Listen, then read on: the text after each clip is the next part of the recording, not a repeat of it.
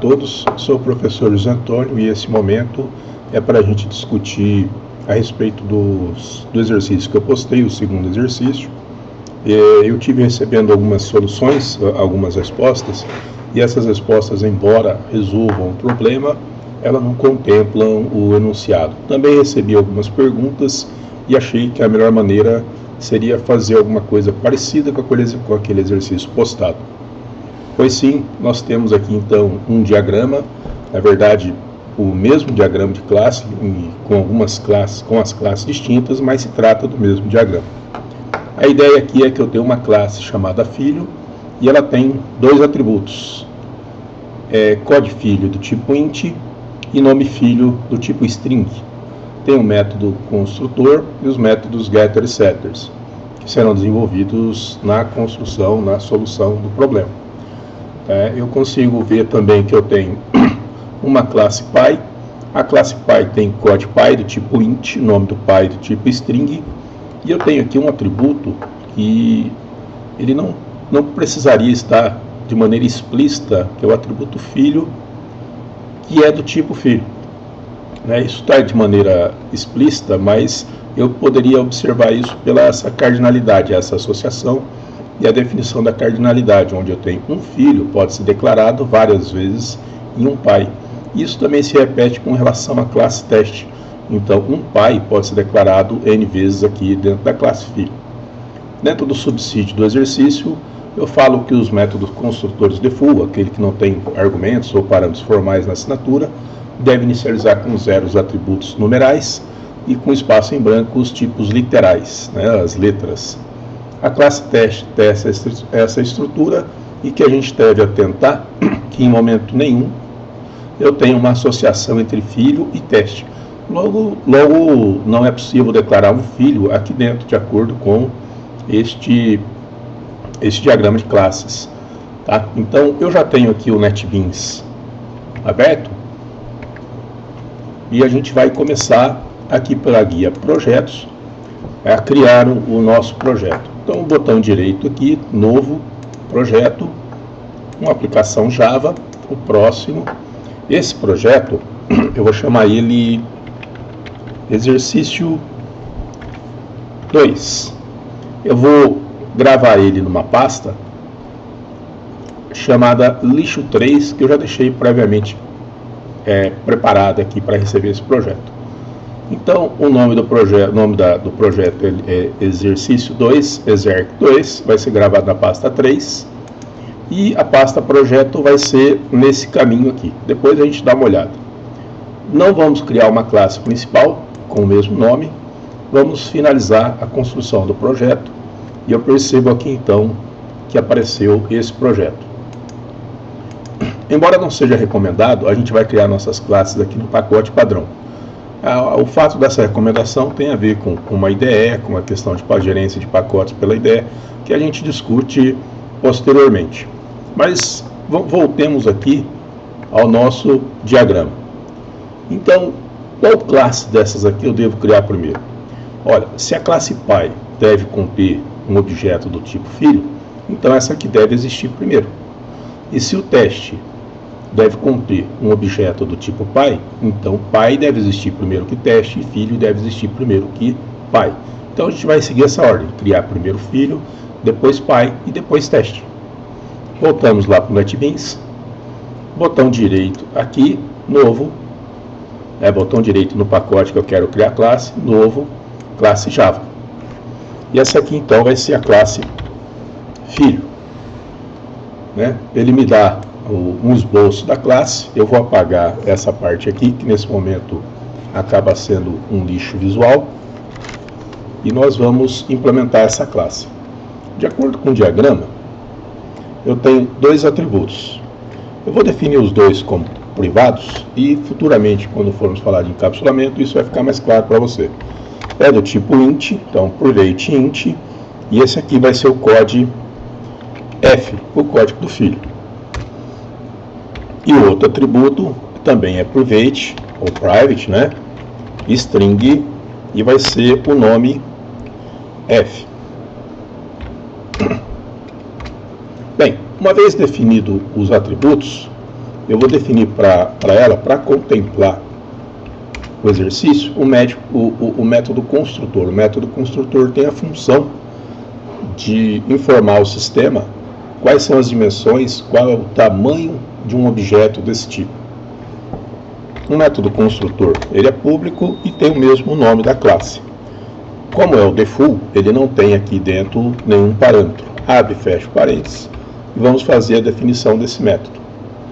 Então, CODF recebe 0, porque é numeral, de acordo com o enunciado, e nome F, que é literal, recebe aspas, aspas, que é espaço em branco. Mas eu poderia utilizar também os recursos da própria IDE. Eu vou dar um Ctrl X para tirar isso daqui e mandar para a área de transferência, né? Poderia fazer o seguinte, vir aqui, ó, Alt Insert e pedir para inserir o construtor de nome F de CODF. Peço para gerar o construtor, pronto, ele também fez isso. Só que esse construtor não é o default, né? O default é aquele que não tem nenhum argumento aqui. Como eu quero iniciar com 0, eu venho aqui, coloco 0 e aqui aspas, aspas. Esse diz, à frente do nome do atributo nome F e CODF, na verdade é um ponteiro que indica que esse CODF e também o nome F pertence à classe e não ao método. Então, quer dizer, ao atributo da classe CODF, passe 0. Ao atributo da classe nome F, passe espaço em branco.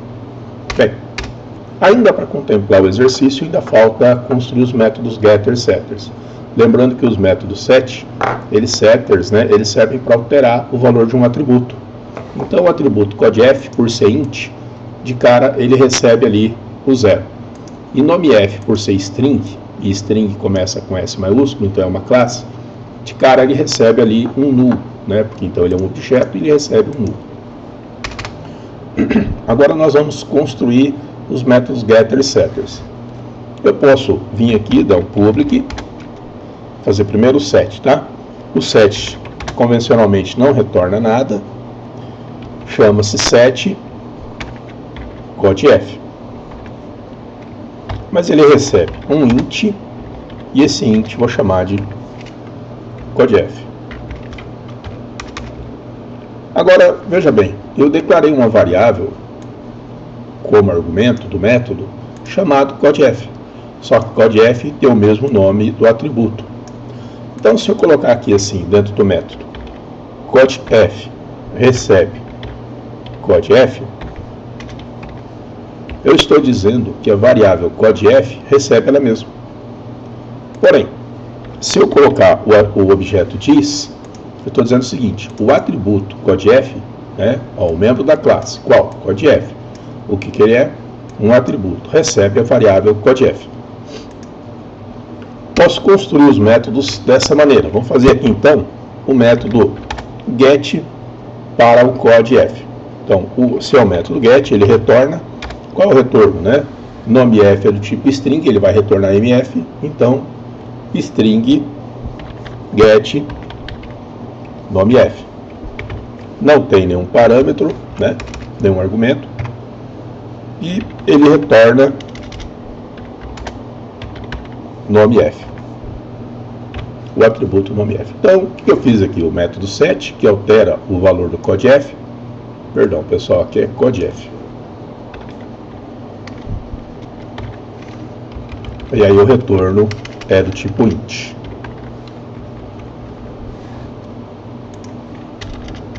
Estávamos falando somente do COD, né? Então ele retorna o CODF. Uma outra maneira de eu construir os métodos getters e setters é vir aqui, dar um alt insert e colocar os getters e setters para nome F. Então ele já construiu para mim o get nome, que retorna o nome F, e o set nome F, que retorna o MF. E assim eu tenho os meus métodos getters e setters. A classe filho está pronto, vou dar um Ctrl S, gravei a classe filho. o método construtor inicializando, os métodos set, get. Agora nós vamos construir a classe Pi. Novo, classe, chama-se Pi. Vou finalizar, vou tirar essa parte aqui, ter um aproveitamento melhor da tela. E Pi é constituído de dois atributos, int code P e string nome P. Como nós já conhecemos a possibilidade de utilizar o recurso da ideia para geração de código, eu vou vir aqui inserir primeiro o construtor para os dois atributos. Eu sei então que é o default, então não tem parâmetro nenhum. E aqui recebe 0, porque é um numeral. E aqui recebe aspas, aspas, por ser um literal. E aí eu contemplo o enunciado. Virei aqui também, agora daria um alt insert. Vou optar pelos getter e setter do code P e do nome P. Aí já gerou para mim o set code P e o get nome P. Get code P, set code P, get nome P, set code P. Mas eu ainda percebo, ó, vamos voltar no documento, que eu ainda tenho um filho declarado aqui dentro. Então eu vou ter que fazer essa declaração.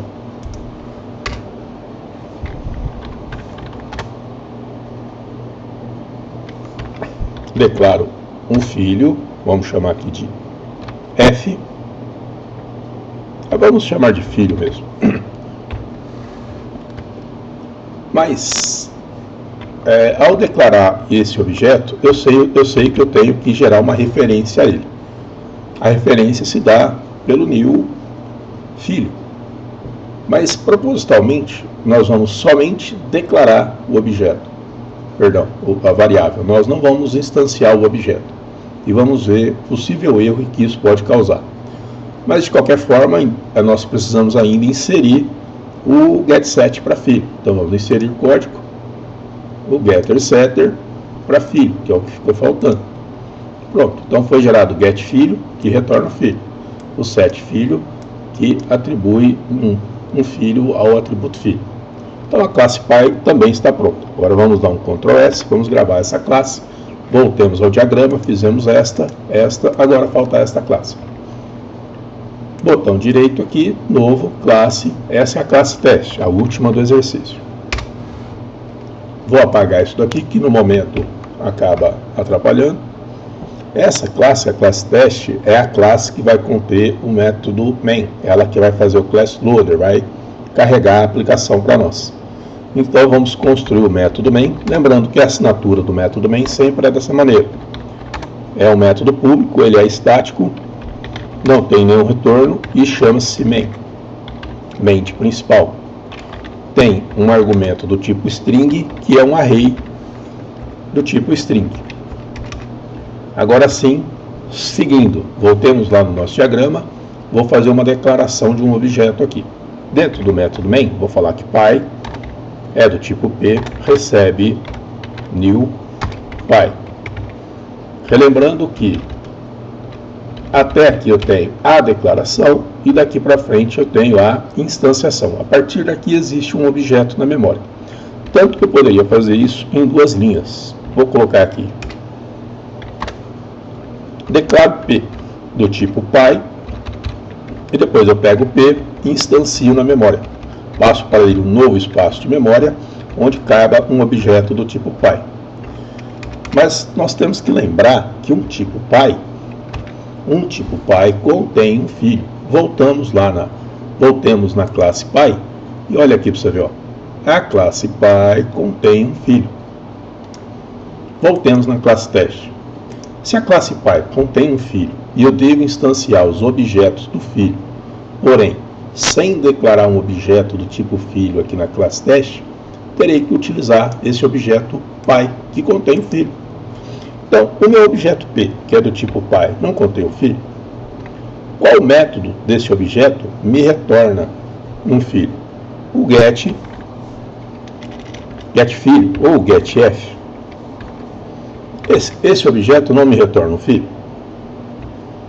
Tá, o filho que ele me retornar, deixa eu só confirmar, ver se é getF mesmo. É getFilho, tá? É getFilho, setFilho. O filho que ele me retornar, por meio do método getFilho, eu passo um parâmetro set code f, passando o valor 1 como parâmetro. Agora, vamos analisar essa linha. O objeto P é do tipo pai e contém um filho. Esse método me retorna o filho, e o filho que ele me retornar, eu utilizo o método setCodeF dele. Então vamos dar uma olhada na classe pai. A classe pai tem o getFilho. Na classe pai tem o getFilho que me retorna o filho. Esse filho, ele tem o setCodeF, quer ver? Ó, ele é um objeto desse tipo. Então ele tem aqui, ó, o setCodeF, que recebe um int e atualiza o atributo CodeF. Voltemos na classe teste agora. Da mesma forma, eu posso pegar o objeto P, pegar esse filho que está na classe P, no objeto P, perdão, e dar um set nome F para ele. Então vamos passar como nome o nome Rafa. Bem, então em tese eu instanciei os dois atributos do objeto filho que está dentro do objeto pai. Na prática, depois, na verdade é na prática, mas ele só vai ter certeza depois que fizer o teste. Bem, ainda falta instanciar os atributos de pai. Então p.set codef, codep, vamos passar para o pai o valor 15, ou melhor, 16. E ainda para o pai, nós vamos passar o nome.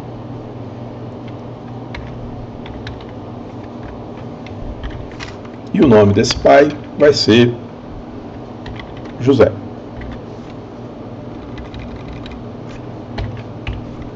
Set nome pai, né? Bem, então, em tese, instanciei tanto os atributos de filho que estava dentro do objeto pai, quanto os próprios atributos de pai. Agora a gente passa para uma fase que é de impressão, para saber se esses dados realmente foram instanciados. System.out.println é um método, o println, que imprime as informações na tela, né? Uma saída de tela. Então, vou pegar aqui, ó, dados do filho. Para a gente deixar isso distinto, ó, vou dar um Ctrl C, copiar isso para a área de memória, para a área de transferência, e aqui serão os dados do pai. Então, daqui para baixo os dados do pai, e desse ponto para baixo os dados do filho. Vamos imprimir na tela aqui, ó, System.out.println, Ctrl/N, o que nós vamos imprimir primeiro? O código do filho. Então, código do filho. 2 pontos, espaço, para ficar um rótulo mais organizado. Do objeto P, eu vou fazer um get filho, recuperar o filho do objeto P, e assim que esse filho for recuperado, dele eu vou utilizar o get codef, que é o código do filho. Então, o código do filho do objeto filho retornado por meio do objeto pai. Agora vamos imprimir o nome do filho. System.out.println, pulo uma linha, o nome do filho. 2 pontos, um espaço, mais do objeto P me retorna o filho, do filho retornado me retorne o nome. Pronto. Então, em tese, isso aqui deve estar funcionando. Agora vamos pegar os dados do pai. System. Uma impressão na tela, né? System.out.println. Imprima na tela. Primeiro, o código do pai, dois pontos, mais p.get, código p.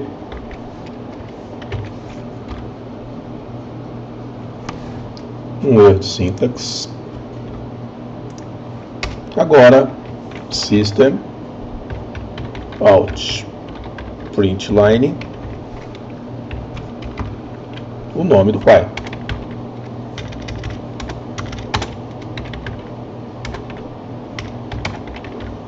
O nome do pai, dois pontos, mais p.get, nome p. Pronto, em tese está tudo correto. Lembrando que o println, você imprime uma string. Em Java, tudo que você colocar string mais, aquilo que tiver após o mais, passa a ser concatenado com essa string. Então tudo vira uma string aqui. Mesmo esse getCodeP retornando int, ao ser concatenado com uma string, tudo retorna string. Assim como isso daqui, que o getCodeF do filho retorna um int e se concatena com essa string. Como eu falei antes, foi deixado um erro proposital, um erro muito comum. Vou dar um Ctrl S para gravar essa classe, nós percebemos então que ela gravou, e um Shift F6 para executar. Quando eu peço para executar, aparece aqui um erro, foi lançado um erro, uma exceção. Nós estudaremos as exceções daqui a alguns dias, mas a exceção que ele disparou foi no pointerception. No pointerception é quando você está tentando utilizar um objeto que não tem uma referência, não tem um apontamento para ele. E ele está dizendo que esse erro aconteceu na classe teste, no método main, lá na linha 6. E na linha 6 é essa linha aqui. Qual o erro possível de ter dado? Bem, ele está dizendo que não tem uma referência. Para o objeto P, eu tenho a referência, eu criei ela aqui, ó. Quando instanciei, gerou uma referência para esse objeto. Então só pode ser para esse filho que foi retornado. Mas aonde que está esse filho? Olha, o único lugar que eu utilizo um filho é aqui na classe pai, a declaração. E eu percebo que, embora eu tenha a declaração, em momento nenhum eu tenho a instanciação. Poderia fazê-la de qualquer forma. Eu poderia vir aqui de duas formas, né? Ó. Colocar recebe, então, filho recebe new filho, e estaria instanciando, mas o mais correto seria eu pegar essa linha aqui e colocá-la no método construtor, que é o lugar que realmente constrói os objetos.